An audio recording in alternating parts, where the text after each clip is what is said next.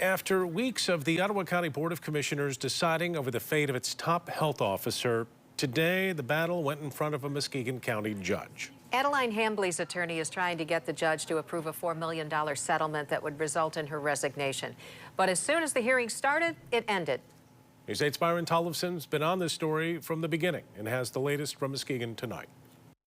The big disagreement here between Adeline Hambley's lawyer and the county board's lawyer is whether they ever actually agreed on a settlement in which Hambley would get $4 million to resign. I move. Deal or no deal? That's the question in Ottawa County. Discussions are being taken as more than what they are. They're just discussions. The legal issues in my mind are clear that there was a binding settlement. The attorney for top health officer Adeline Hambley wants a judge to enforce a settlement in which she'd get $4 million to resign next month. She says both sides agreed to a deal, citing emails agreeing on terms, and the board voting to accept its lawyer's recommendation to settle. Them going out to vote and saying we're accepting the recommendation, we certainly thought of counsel for this deal.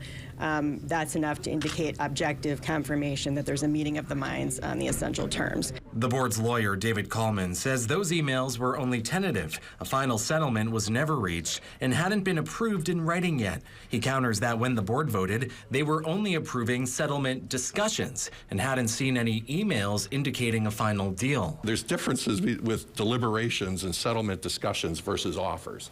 And I think maybe that's where some of this confusion has arisen. 14th Circuit Court for the County of Muskegon is now in session. The debate was supposed to go in front of a Muskegon judge Monday morning, but she quickly delayed the hearing, saying she needs to review multiple motions from the county board's lawyer and the clerk, aimed to prevent witnesses from testifying, pushing things back until next Monday. We are going to hear argument on the various motions.